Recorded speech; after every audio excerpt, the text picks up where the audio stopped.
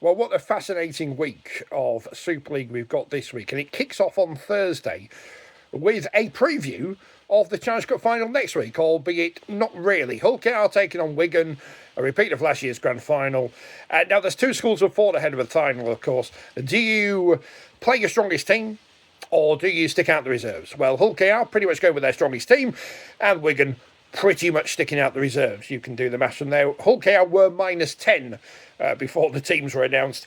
More for the traders on that one. On Friday, Lee take on Hull. Lee just narrowly beaten by Hull KR last week. Hull narrowly beaten at Bradford, but both in different circumstances. You'd look for a home win there. Leeds versus Huddersfield. Home win? First game for the new Huddersfield coach, but still. On Saturday, Castleford versus St Helens. Saints, who were great in the first half against Huddersfield last week, and then seemed to switch off against a Castleford side who did get a morale-boosting win at York.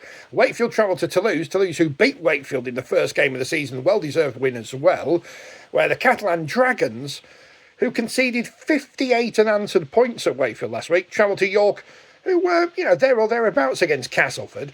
And the weekend ends on Sunday with Warrington looking to close the gap at the top of the table, of course, but with that game in hand, taking on Bradford, who beat Hull last week. It's going to be an interesting week ahead of the Challenge Cup finals next weekend, but it's this week first.